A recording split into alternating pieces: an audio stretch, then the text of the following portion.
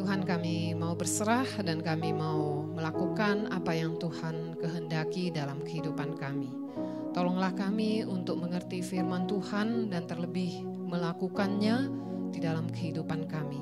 Tuhan, tolong juga hamba-Mu yang penuh kelemahan, penuh dengan dosa, untuk menyampaikan firman-Mu yang begitu mulia dan kudus. Tuhan, tolong kami semua yang ada di tempat ini, Allah Roh Kudus yang bekerja, membuka hati kami untuk kami boleh mendengar dan menerima firman Tuhan. Di dalam nama Tuhan Yesus kami berdoa. Amin. Silakan duduk Bapak Ibu jemaat yang dikasihi Tuhan. Satu bagian firman Tuhan kita akan bacakan terlebih dahulu dari Ibrani pasal yang ke-9, ayat yang ke-11 sampai ayat yang ke-15. Ibrani 9 ayat 11 sampai ayat yang ke-15. 5 ayat ini Bapak Ibu sekalian, mari kita membacanya bersama-sama. Bapak Ibu dapat melihat dari Alkitab masing-masing, kita membaca bersama-sama kelima ayat ini, 2, 3. Namun Kristus telah datang sebagai imam besar untuk hal-hal baik yang akan datang. Ia telah melintasi kemah yang lebih besar dan lebih sempurna, yang bukan dibuat oleh tangan manusia, artinya yang tidak termasuk ciptaan ini. Dan ia telah masuk satu kali untuk selama-lamanya ke dalam tempat kudus, bukan dengan membawa darah kambing jantan dan darah anak lembu, tetapi dengan membawa darahnya sendiri. Dengan itu ia telah mendapat kelepasan yang kekal. Sebab jika darah kambing jantan dan darah lembu jantan dan percikan abu lembu muda menguduskan mereka yang najis, sehingga mereka disucikan secara lahiriah, terlebih lagi darah Kristus yang melalui Roh yang kekal telah mempersembahkan dirinya sendiri kepada Allah sebagai persembahan yang tidak bercacat, akan menyucikan hati nurani kita dari perbuatan-perbuatan yang sia-sia, supaya kita dapat beribadah kepada Allah yang hidup. Karena itu dialah pengantara dari suatu perjanjian yang baru, supaya mereka yang telah terpanggil dapat menerima warisan kekal yang dijanjikan. Sebab sudah ada yang mati untuk menebus pelanggaran-pelanggaran yang telah dilakukan selama perjanjian yang pertama. Bapak Ibu, jemaat yang dikasihi Tuhan, apakah Bapak Ibu pernah membaca atau mendengar kata ini? Login. Ya mungkin pernah ya. Nah Bapak Ibu sekalian, kata ini ya belakangan sering dipakai ya di media sosial. Tetapi kata ini tidak menunjuk kepada login yang biasanya kita mengerti. Bapak Ibu sekalian, untuk kita yang mungkin usia sudah senior ya, kalau dikatakan login, ini artinya kita sedang mencoba untuk masuk ya ke suatu situs. Misalnya ya, kita mendaftar dan kita mau masuk ke web tertentu, maka kita harus login dulu gitu ya. Nah tetapi kata ini belakangan dipakai ya ramai di media sosial untuk menunjukkan arti yang berbeda, yaitu Bapak Ibu sekalian berpindah keyakinan ya. Jadi kalau kita membaca komentar-komentar ada yang mengatakan yuk login dulu seperti itu ya. Itu artinya mengajak orang lain untuk berpindah agama, berpindah keyakinan dari keyakinannya ke keyakinan orang yang mengajak yuk login dulu. Atau ada orang yang mengatakan tunggu saya login dulu. Ya misalnya kalau dalam contoh kasus yang sering misalnya orang sedang memposting tentang kuliner-kuliner yang ada B2-nya. Misalnya ya, kemudian posting yuk enak sekali. Nah kemudian ada orang berkomentar tunggu saya login dulu. Nah Bapak Ibu sekalian, kata ini dipakai banyak dan sering kali dipakai ya, dan saya pikir kata ini dipakai dengan cukup gampang dan cukup enteng. Ya, seakan-akan berpindah keyakinan, berpindah agama itu adalah suatu hal yang begitu mudah untuk dilakukan. Nah Bapak Ibu sekalian, kata ini ramai dan juga boleh kita kalau kita sadari ya belakangan ini memang ya pada faktanya banyak orang yang kemudian melakukan hal ini. Ya, ada orang yang kemudian karena beberapa hal tertentu dia kemudian login ya kepada keyakinan yang lain. Nah Bapak Ibu sekalian, apa yang mungkin bisa menyebabkan orang-orang kemudian berpindah keyakinan ini? Ya, beberapa hal yang mungkin ya bisa menyebabkan orang kemudian login ya kepada keyakinan lain, misalnya ekonomi, penderitaan juga bisa, tetapi kenikmatan hidup juga bisa. Ya, orang mengincar jabatan tertentu yang lebih tinggi, mereka juga bisa kemudian melakukan hal seperti itu. Nah, Bapak Ibu sekalian yang dikasihi Tuhan, ini juga terjadi di tengah-tengah jemaat yang menerima surat Ibrani ini. Bapak Ibu sekalian. Jadi sebenarnya trending orang login itu bukan hanya terjadi sekarang, tetapi itu sudah dari zaman lalu, zaman yang ketika kekristenan mula-mula itu ya ada juga godaan-godaan untuk orang kemudian login ini Bapak Ibu sekalian. Nah, kalau dalam kasus jemaat yang menerima surat Ibrani ini, apa yang menyebabkan mereka itu kemudian tergoda untuk berpindah keyakinan? Bapak Ibu sekalian, itu adalah karena Bapak Ibu sekalian adanya penderitaan yang berat, penganiayaan yang mereka alami, Bapak Ibu sekalian.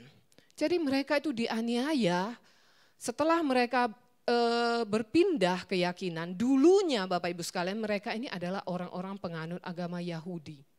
Ya, setelah mereka menjadi orang Kristen, percaya kepada Tuhan, mereka malah mengalami penderitaan yang berat.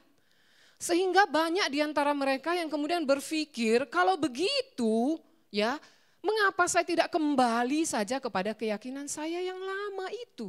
Ya, karena ketika saya memeluk agama Yahudi itu, saya tidak mengalami apa yang namanya penganiayaan. Tetapi sekarang setelah saya percaya Tuhan, kenapa kok saya malah mengalami penderitaan dan mengalami kesulitan? Nah, penderitaan yang dialami oleh orang-orang itu pada waktu itu kemungkinan besar itu juga dilakukan oleh orang-orang Yahudi, Bapak Ibu sekalian. Karena Bapak Ibu sekalian, orang-orang Yahudi pada waktu itu mereka memang memiliki kekuatan ya bukan saja ya secara sosial seperti itu, tetapi juga secara ekonomi. Jadi orang-orang Yahudi ini boleh dikatakan mereka menguasai ya menguasai market ya, menguasai ekonomi, perekonomian pada waktu itu. Saya tidak tahu mungkin terus berlanjut sampai hari ini. Nah, Bapak Ibu sekalian, orang-orang yang kemudian berpindah dari agama Yahudi kepada agama Kristen, mereka akan dikucilkan. Ya, tidak boleh masuk ke sinagog dan Bapak Ibu sekalian, mereka akan mengalami yang namanya diskriminasi ekonomi. Nah, ini yang membuat itu situasi mereka itu semakin sulit dan semakin berat. Dan godaan untuk mereka balik kepada keyakinan lama itu menjadi semakin besar. Nah, karena itu tidak heran kalau Bapak Ibu membaca dalam kitab Ibrani, pasal 3, pasal 5 misalnya, di situ penulis Ibrani memperingatkan penerima suratnya itu supaya mereka jangan sampai murtad. Ya, jangan sampai murtad. Nah, Bapak Ibu yang dikasihi Tuhan, nah inilah tujuan daripada penulisan surat Ibrani ini. Ya, karena orang-orang jemaat yang menerima surat ini tergoda untuk kembali kepada keyakinan yang lama, maka penulis surat Ibrani dia menuliskan surat ini kepada mereka untuk menguatkan iman mereka dan mencegah mereka itu untuk berbalik kepada keyakinan mereka yang lama.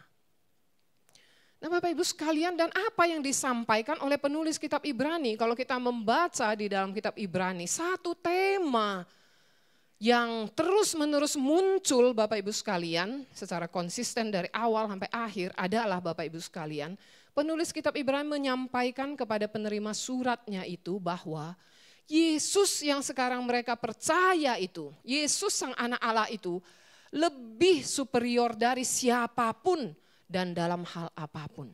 Termasuk Bapak Ibu sekalian, Yesus itu lebih tinggi dari siapa? Dari Musa. Sehingga kalau Bapak Ibu membaca dalam Ibrani di pasal-pasal awal, pasal 1, pasal 2, di situ dikatakan ya, Yesus lebih tinggi dari Musa. Yesus lebih tinggi dari siapa? Dari malaikat-malaikat. Nah, Bapak Ibu sekalian, ini untuk menguatkan iman daripada orang-orang Kristen yang mengalami penganiayaan dan tergoda untuk berpindah keyakinan itu. iman mereka kepada Tuhan itu tidak pernah sia-sia walaupun mereka mengalami penderitaan. Kenapa? Karena Yesus yang mereka percaya itu lebih tinggi, lebih besar, lebih mulia dari orang-orang dan tokoh-tokoh yang mereka kenal di dalam agama Yahudi, Bapak Ibu sekalian. Nah Bapak Ibu sekalian, di dalam firman Tuhan yang kita sama-sama akan baca, yaitu bagian pasal 9 ayat 11 sampai ayat yang ke-15 ini. Bapak Ibu sekalian, di sini penulisnya secara spesifik sedang Bapak Ibu sekalian mencoba menggambarkan, mencoba menjelaskan kepada penerima surat bahwa Yesus itu adalah imam besar agung yang mengatasi segala imam besar perjanjian lama. Bapak Ibu sekalian, jadi bagi penulis kitab Ibrani dan seharusnya bagi kita juga semua orang Kristen, Bapak Ibu sekalian, Yesus ini adalah satu-satunya yang layak dipuji, layak disembah, dan layak kita ikuti dalam kehidupan kita. Ya, secara khusus bagi mereka yang dulunya percaya kepada agama Yahudi dan sekarang tergoda untuk kembali, penulis kitab Ibrani mengatakan jangan kalian kembali. Karena apa? Karena segala macam ritual yang kalian lakukan di dalam perjanjian lama itu tidak akan pernah bisa memberikan keselamatan kepada kalian. Nah itu poin yang mau disampaikan. Nah Bapak Ibu sekalian, kalau kita perhatikan ya di dalam ayat yang ke-11, di sini penulisnya mencoba menggambarkan dalam hal seperti apakah Yesus itu lebih besar dari imam agung mereka. Dikatakan di ayat 11, Kristus telah melintasi kemah yang lebih besar dan lebih sempurna. Nah kata kemah ini Bapak Ibu sekalian, ini menunjuk kepada kemah yang pada waktu itu ya diperintahkan oleh Tuhan untuk dibangun oleh orang Israel. Ya, kemah suci, kemah pertemuan itu di mana Allah menyatakan diri kepada mereka. Ya, tetapi yang menjadi masalah adalah Bapak Ibu sekalian, imam agung mereka itu ya tidak bisa melintasi kemah ini dengan apa? Dengan sesuka hati. Ya, tetapi Yesus ya, dia telah melintasi kemah yang lebih besar dalam arti Yesus ini telah ya dan secara bebas dapat bertemu dengan Allah, berbeda dengan imam-imam pada waktu itu. Ya, dan dilanjutkan Bapak Ibu sekalian kalau kita lihat di dalam pasal yang di dalam ayat yang ke-12 ya. Dikatakan Yesus telah masuk satu kali untuk selama-lamanya ke dalam tempat kudus. Ini tempat yang kudus ini Bapak Ibu sekalian harusnya huruf besar. Kalau di dalam terjemahan baru di sini ya, kata tempat yang kudus itu memakai huruf besar. Dalam arti tempat yang kudus ini menunjuk kepada tempat yang maha kudus. Bapak Ibu sekalian, Tuhan Yesus masuk satu kali ke tempat yang maha kudus dalam arti dia bertemu dengan Bapa itu satu kali selamanya itu dia lakukan dengan sempurna. Kalau imam Bapak Ibu sekalian, imam besar orang Yahudi itu mereka hanya boleh masuk ke tempat maha kudus 1 tahun 1 kali. Pada hari raya apa Bapak Ibu sekalian? Hari raya pendamaian. Yang dikenal dalam bahasa Yahudinya itu sebagai hari Yom Kippur. Ya, hari Yom Kippur itu masih dilakukan oleh orang Yahudi sampai hari ini. Nah Bapak Ibu sekalian, 1 tahun 1 kali imam besar orang Yahudi boleh masuk ke tempat yang maha kudus. Tetapi Bapak Ibu sekalian ada yang penting. Mereka masuk ke dalam itu dengan membawa darah domba jantan dan darah anak lembu. Nah ini sehingga penulis kitab Ibrani membandingkan ini loh. Yesus sebagai imam besar, dia jauh ya lebih hebat, lebih superior daripada imam besar kalian. Yang pada waktu mau masuk ke tempat maha kudus itu harus membawa apa? Membawa darah domba jantan. Darah domba jantan ini Bapak Ibu sekalian ya disembelih dan kemudian ketika imam besar agung itu 1 kali setahun masuk ke tempat maha kudus, dia akan mempercikkan darah domba jantan itu dan kemudian darah anak lembu itu juga dia percikkan untuk apa? Untuk dosa orang Israel dan untuk dosa dirinya sendiri. Nah tetapi Tuhan Yesus, dia masuk ke tempat yang Maha Kudus itu dengan apa? Dengan membawa darahnya sendiri. Nah kata membawa ini menarik karena memang ya imam besar itu pada waktu dia masuk ke tempat Maha Kudus ya, dia bawa itu, darah itu di dalam tangannya. Ada wadah dan kemudian darah itu dia bawa seperti itu pelan-pelan dan dia masuk ke tempat yang Maha Kudus dengan kemudian apa? Dengan diiringi asap ya dari tempat kudus ya yang kemudian itu dapat kadang-kadang mengaburkan pandangannya seperti itu. Nah Bapak Ibu sekalian, inilah superioritas Kristus. Dan kemudian dikatakan di ayat yang ke-13, sebab jika darah domba jantan dan darah lembu jantan percikan abu lembu muda menguduskan mereka yang najis. Bapak Ibu sekalian, apa ini? Domba jantan ya dan darah dan percikan abu lembu muda itu Bapak Ibu sekalian. Ini Bapak Ibu sekalian kalau di dalam terjemahan TB2 ini kata yang lebih tepat adalah sebab jika darah kambing jantan. Ya sebenarnya lebih tepat memang kambing. Kenapa? Karena ini tadi berkaitan dengan hari raya Yom Kippur itu Bapak Ibu sekalian. Dalam hari raya Yom Kippur ya bukan saja imam besar itu akan masuk 1 kali 1 tahun ya untuk mengadakan pendamaian bagi dosa umat Israel, tetapi pada hari itu juga akan dilakukan ritual di mana ada 2 kambing jantan yang akan dipersembahkan. 1 akan disembelih Bapak Ibu sekalian dan darahnya dipercikkan tadi di tempat Maha Kudus itu, dan 1 lagi akan menjadi kambing Bapak Ibu sekalian yang disebut kalau dalam terjemahan bahasa Inggris itu scapegoat.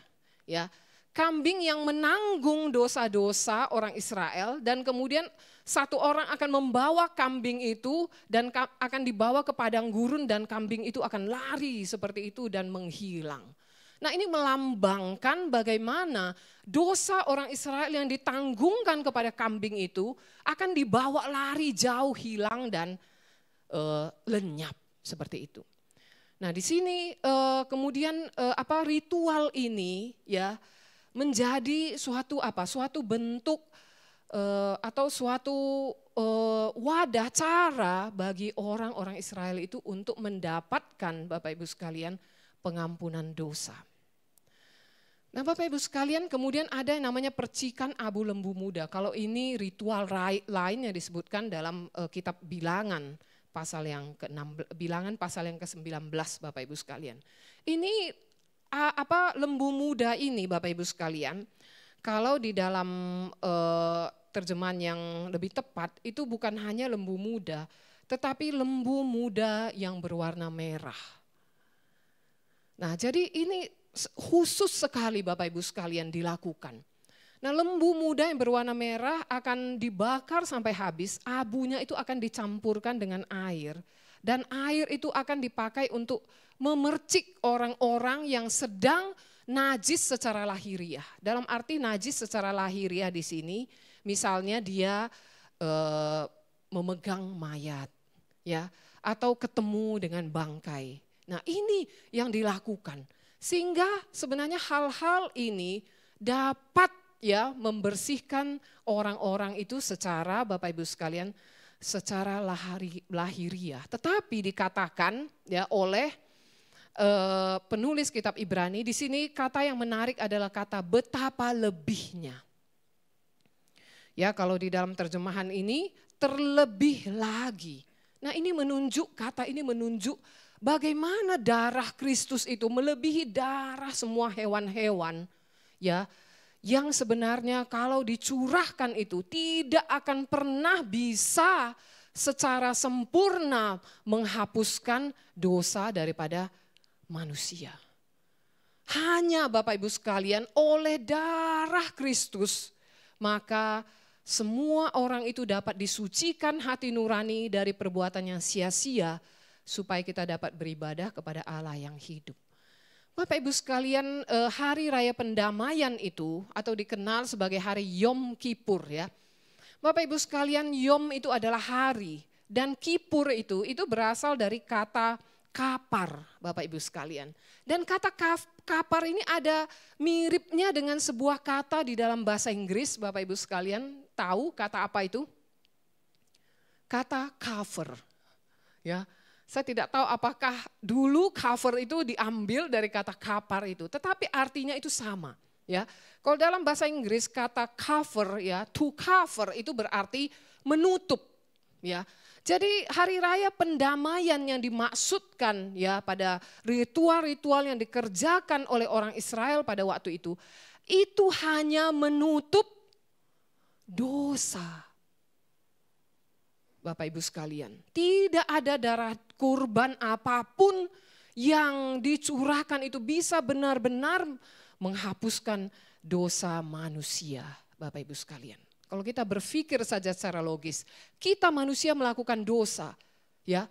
Bagaimana mungkin darah hewan itu bisa menggantikan kita? Nah, Bapak Ibu yang dikasih Tuhan, ya. Kalau begitu, ya tentu mungkin kita bertanya, ya kalau begitu apakah dosa-dosa orang di perjanjian lama itu tidak ada yang dihapus? Ya, mungkin kita tentu bertanya seperti itu Bapak Ibu sekalian.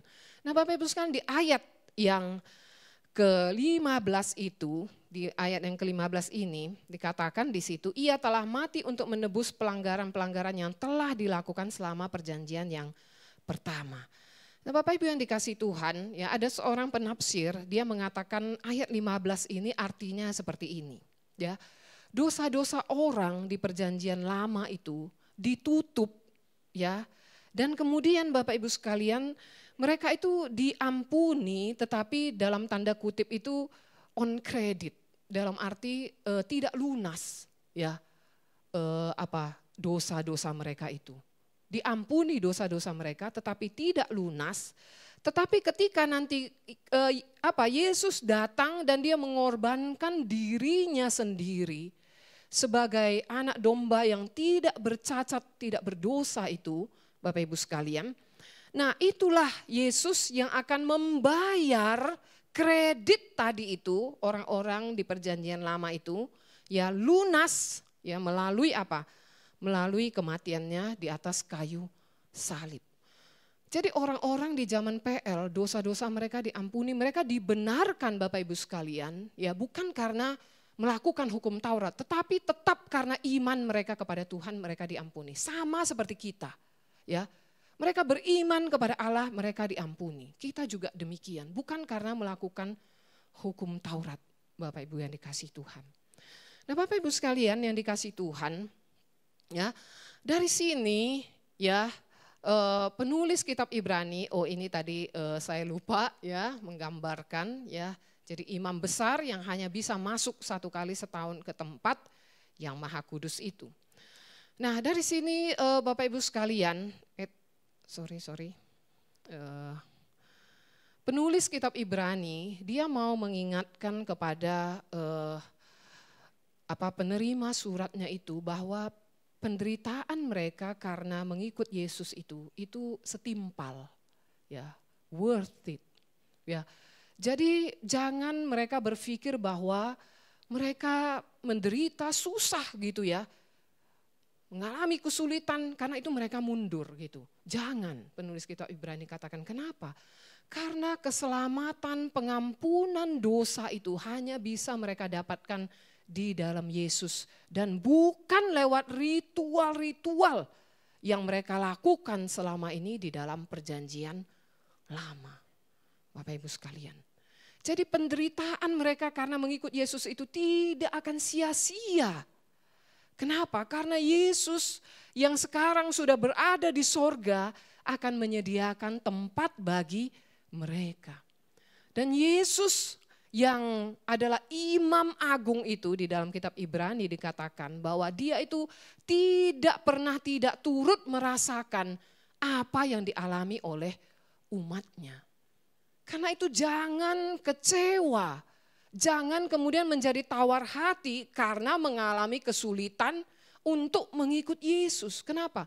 Karena Yesus lebih mulia, Yesus lebih tinggi dari apa yang dulu pernah mereka sembah. Apa yang dulu pernah mereka maksudnya percayai itu, ritual-ritual itu, tokoh yang mereka agung-agungkan.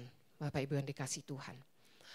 Nah Bapak Ibu sekalian, mungkin kita bertanya, oh orang-orang jemaat itu pada waktu itu mereka ya tergoda untuk namanya login, ya kembali ke keyakinan yang lama. Kita mungkin mengatakan, oh kalau saya tidak, saya kan tetap orang Kristen. Ya, saya tetap orang Kristen. Tetapi Bapak Ibu sekalian, mungkin kita perlu kemudian merenungkan ya di dalam kehidupan kita. Yesus ini dicatat ya, digambarkan oleh penulis kitab Ibrani sebagai Allah, anak Allah yang menempati posisi yang paling tinggi. Ya, Dia yang mengatasi semuanya, Bapak Ibu sekalian. Tetapi pertanyaannya adalah bagi kita, apakah Yesus juga menempati tempat yang tertinggi di dalam hati kita?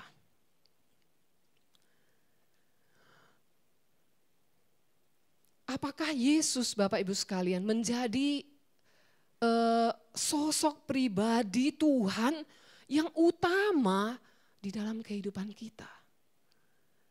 Karena seharusnya Kristus seperti itu di dalam hati kita. Karena seharusnya Kristus memang layak mendapatkan tempat yang paling utama dalam hati kita dan hidup kita. Kenapa? Karena keberadaannya itu ya sebagai Allah yang paling mulia, paling tinggi, tidak ada yang lebih tinggi dari Dia. Dan kemudian bukan itu saja, kita harus mengutamakan Kristus, meninggikan Dia lebih dari apapun dalam hidup kita dan di dalam hati kita. Kenapa Bapak Ibu sekalian? Karena pengorbanan yang Dia lakukan untuk kita. Ya, siapa di dunia ini yang bisa melakukan seperti apa yang Tuhan lakukan bagi kita, Bapak Ibu sekalian? Bapak Ibu sekalian, dalam hidup kita mungkin kita tetap menjadi orang percaya. Tapi ini mungkin dapat kita renungkan. Apakah Tuhan sudah mendapat tempat yang tertinggi dalam hidup saya? Apakah Tuhan sudah saya prioritaskan dalam hidup saya? Ataukah dalam hidup saya selama ini ya Tuhan itu sebenarnya hanya urutan yang kesekian? Yang paling penting sebenarnya dalam hidup saya adalah kesenangan saya sendiri. Prestasi saya kah? Atau apa hal-hal lain yang kita kejar dengan begitu luar biasa di dalam dunia ini. Tetapi ketika kita berhadapan dengan Tuhan, apakah Tuhan itu menjadi yang tertinggi, termulia di dalam kehidupan kita? Bapak Ibu sekalian, ada sebuah lagu, ya saya mau mengajak kita untuk menyanyikan pujian ini. Ini lagu yang kelihatannya baru. Saya tidak tahu apakah Bapak Ibu sudah pernah mendengarkan lagu ini atau menyanyikan pujian ini. Lagu ini sebenarnya kata-katanya sederhana, tetapi menurut saya ini luar biasa sekali. Karena dalam hidup kita seringkali kita menukar Yesus karena harta, karena cinta, karena tahta. Kita menjual Yesus untuk hal-hal yang tidak abadi di dalam dunia ini. Mari kita nyanyikan pujian ini.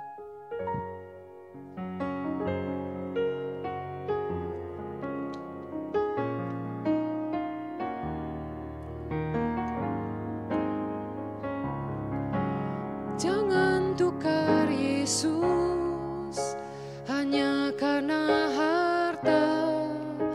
Jangan tukar Yesus hanya karena cinta. Jangan tukar Yesus hanya karena tahta. Yesus lebih mulia dari segalanya. Jangan jual Yesus hanya karena harta. Jangan jual Yesus hanya karena cinta.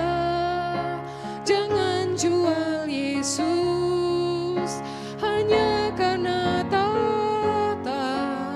Tak ada yang abadi di dalam dunia. Yesus lebih mulia dari emas dan permata. Yesus Yesus lebih indah dari seisi dunia. Dia lebih berharga dari segala-galanya. Hanya dalam Yesus ada damai sejahtera. Saya ajak kita nyanyikan sekali lagi ya. Jangan tukar Yesus hanya karena harta. Jangan tukar Yesus hanya karena cinta. Jangan tukar Yesus hanya karena tahta.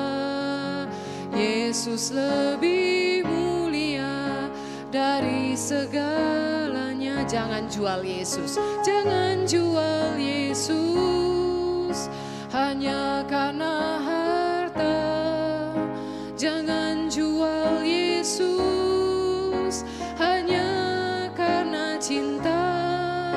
Jangan jual Yesus hanya karena tahta. Tak ada yang abadi di dalam dunia. Yesus lebih mulia dari emas dan permata. Yesus lebih indah dari seisi dunia. Dia lebih berharga dari segala-galanya. Hanya dalam Yesus ada damai sejahtera. Kita berdoa.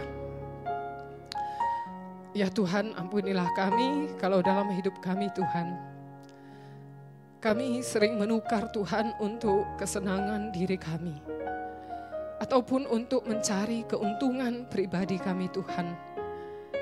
Kami tidak menempatkan Tuhan sebagai yang paling utama dalam kehidupan kami. Ya Tuhan, bantulah kami supaya hari tambah hari Tuhan, hati kami tambah mengasihi Tuhan lebih lagi ya Tuhan. Terima kasih Tuhan untuk firman-Mu, kami berdoa bersyukur dalam nama Tuhan Yesus. Amin.